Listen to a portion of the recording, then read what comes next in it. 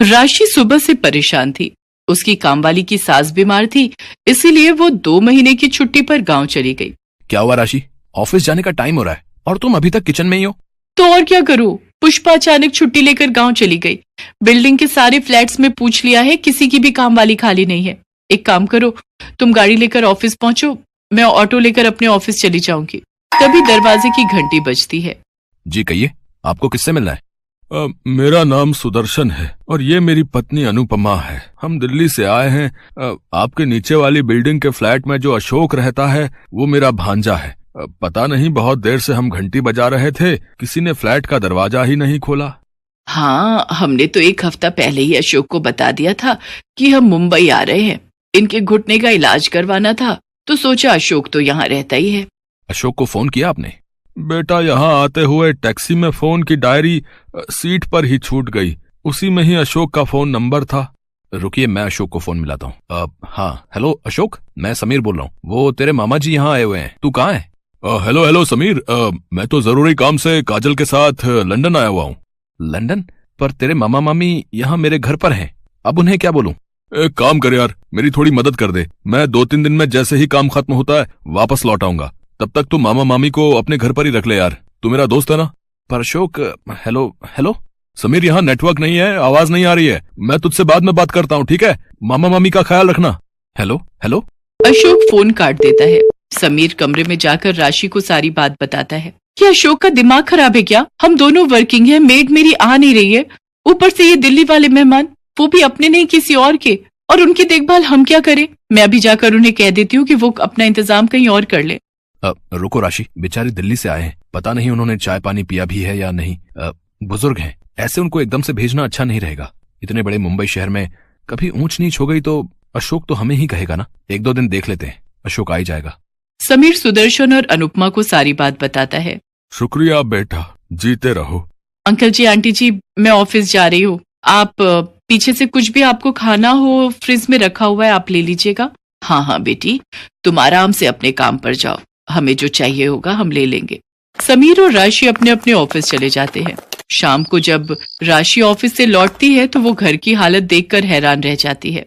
Oh no, इतनी गंदी smell कहाँ से आ रही है? ये स्मेल नहीं बेटी, ये तो देसी घी की खुशबू है। तुम्हारे फ्रिज में मलाई की बहुत सारी कटोरी रखी थी, तो मैंने सोचा इसका शुद्ध ताजा देसी घी बना लेती हूँ, तुम्हारे काम आएगा। पर आंटी जी, मैं और समीर देसी घी नहीं खाते हैं, हम लोग ऑलिव ऑयल लेते हैं। हाँ, मुझे पता है, ऑलिव ऑयल भी खाओ, पर पराठे पर, साग में, दाल में देसी घी ही अच्छा लगता है। रात को सबको खाना खिलाकर जब राशि सोने के लिए कमरे में जाती है तो वो मन ही मन गुस्से में थी। वो कमरे में आते ही समीर पर बरस पड़ी। अरे, ये अशोक के दिल्ली वाले मेहमान कब तक रहेंगे? पता है, आज सारी रसोई में देसी घी की स्मेल भर गई। और ऊपर से वो अंकल जी, न्यूज़पेपर कहीं रखा है, सोफे के कवर फैले हुए हैं, उनको मैं टोक नहीं सकती थी, पर ये लोग कब जाएंगे? मैं तंग आ गई हूँ। अभी राशि समीर से बात कर ही रही थी कि तभी सुदर्शन दरवाजा खटखटाता है।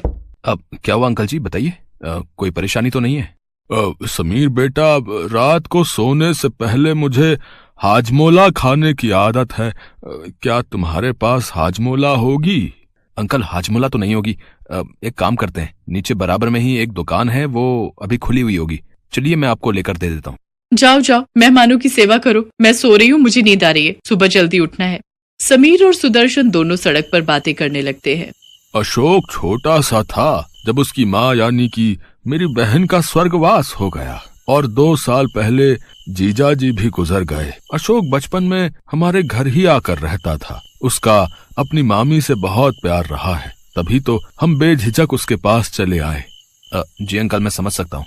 वैसे आप चिंता मत कीजिए, अशोक 2-3 दिन में लौट आएगा। अगर आप कहें तो आपके घुटनों को दिखाने के लिए डॉक्टर के पास मैं अपॉइंटमेंट ले लेता हूँ। जीते रहो बेटा, अगर ऐसा हो जाए तो मेरे घुटनों को बड़ा आराम मिल जाएगा। मैं तो थोड़ा इसलिए टहल लेता हूँ कि हाथ पैर चलते रहने चाहिए। सुदर्शन और अनुपमा को समीर के घर रहते हुए 1 हफ्ता बीत चुका था, पर अशोक फोन नहीं उठा रहा था। समीर सुदर्शन को डॉक्टर के पास ले जाता है और सुदर्शन के घुटनों का इलाज शुरू हो जाता है। एक दिन अशोक का फोन खुद आ जाता है। अरे अशोक, कहाँ था तू? इतने दिन से मैं तुझे फोन मिला रहा हूँ। तेरे पास मामा जी के सारे एक्सरे रिपोर्ट और डॉक्टर की रिपोर्ट जो उन्होंने तुझे दिल्ली में दी थी, तेरे फोन में उसकी फोटो होगी, पर तूने मेरा फोन नहीं उठाया। अब मैंने डॉक्टर से दोबारा इलाज शुरू करवाया है, पर तू कब आ रहा है? कुछ बता तो सही। क्योंकि डॉक्टर ने मामा जी को 15 दिन और यहाँ रुकने की बात कही है। उन्हें कुछ एक्सरसाइज बताएगा डॉक्टर। सॉरी यार, मैं यहाँ पर बहुत फंस गया हूँ। मेरा काम ही खत्म नहीं हो रहा है। मुझे अभी कम से कम 10 दिन और लगेंगे यार। प्लीज तू यार किसी तरह से ना मामा जी और मामी जी को अपने पास रख ले। अगर तू कहे तो मैं खर्चे के पैसे भेज देता हूँ। नहीं, ऐसी कोई बात नहीं है। चल मैं देखता हूँ, ठीक है। समीर आखिर क्या करता, वो मजबूर था। वो मामा जी को अपने घर से जाने के लिए नहीं कह सकता था। वो जानता था कि वो बुजुर्ग दंपत्ति किस परेशानी से गुजर रहे हैं। एक दिन जब राशि गुस्से में समीर पर बरस रही थी तो अनुपमा चुपके से उनकी बातें सुन लेती है। तुम्हें पता भी है समीर, उन लोगों के आने से घर खर्च कितना बढ़ गया है। पहले मेरी और तुम्हारी सैलरी में से कितने पैसे बच जाते थे, पर अब देखो गर्मी के दिन है, एयर कंडीशनर का भी बिल डबल आ रहा है। रसोई में भी गैस चूल्हे का बिल पहले कितना कम आता था, ऊपर से इस फ्लैट का किराया। अरे धीरे बोलो राशि, अंकल आंटी बाहर ड्राइंग रूम में बैठे हैं, उन तक हमारी आवाज ना पहुंच जाए। अरे अच्छा नहीं लगता है। कोई बात नहीं, थोड़े दिनों की तो बात है। अशोक लौट आएगा, वो बोल रहा है। आज ही मेरी उससे बात हुई है, वो 10 दिन बाद वापस लौट रहा है। अनुपमा जाकर सारी बात सुदर्शन को बताती है। वो दोनों समीर और राशि की मजबूरी को समझ गए थे।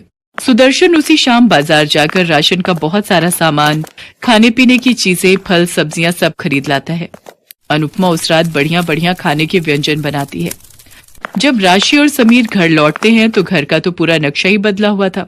राशि थकी हुई रसोई में खाना बनाने जा रही थी। वो देखती है रसोई में तो दाल, सब्जी, रोटी, चावल सब कुछ तैयार था। वो देखकर हैरान रह जाती है। समीर बेटा, राशि, तुम दोनों जल्दी से हाथ मुंह धो लो, फिर हम सब मिलकर खाना खाएंगे। और तुम्हारे अंकल जी ये कुछ सामान लाए थे, मुझे बता देना राशि बिटिया, ये सब सामान कहाँ रखना है। अरे अंकल, इतना सारा सामान लाने की क्या जरूरत थी? कोई बात नहीं बेटा, तुम भी तो मेरे अपने अशोक जैसे ही हो। उस दिन से राशि और समीर मानो सुदर्शन और अनुपमा से इस तरह घुल मिल गए जैसे कि वो उनके लिए पराये नहीं सके ही हो। कुछ दिन तक अशोक वापस नहीं लौटा, पर समीर और राशि को अब इस बात की कोई परवाह नहीं थी। वो दोनों सुदर्शन और अनुपमा के आने से बहुत खुश थे। और एक दिन सुदर्शन और अनुपमा जब दिल्ली वापस जाने लगे तो अशोक लौट आया। समीर बेटा, राशि बिटिया, तुम दोनों ने हमें अपनों से भी बढ़कर प्यार दिया। ये बात हम कभी नहीं भूलेंगे। जाने से पहले हम तुम्हें कुछ देना चाहते हैं। इसे बड़ों का आशीर्वाद समझकर रख लेना, मना मत करना बच्चों। अंकल, ये चाबियां कैसी? मैं कुछ समझा नहीं। समीर बेटा, ये हमारे मुंबई वाले फ्लैट की चाबियां हैं। हम उस फ्लैट में नहीं रहते, हम दिल्ली रहते हैं, इसलिए यहाँ का फ्लैट बंद रहता है। अशोक के पास हमारा आना कभी नहीं हुआ, इसलिए हम कभी उस फ्लैट में जा ही नहीं पाए। अब से ये फ्लैट तुम दोनों का है। हम जानते हैं तुम यहाँ इस फ्लैट में किराए पर रहते हो, अब तुम्हें किराए पर रहने की कोई जरूरत नहीं है। हाँ समीर बेटा, हम दोनों बूढ़े बुढ़िया 2 फ्लैट लेकर क्या करेंगे। हम शुरू से दिल्ली रह रहे हैं, आज से तुम दोनों वहां रहना और हंसी खुशी उस फ्लैट में गृह प्रवेश करो। पर मामा जी, वो फ्लैट तो आपने मुझे देने के लिए कहा था। चलिए मामा जी, मामी जी, आपकी फ्लाइट का टाइम हो रहा है। चलो राशि, हम मामा जी और मामी जी को छोड़ने चलते हैं।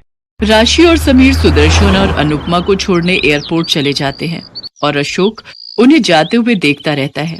वो जानता था कि वो कहाँ गलत था।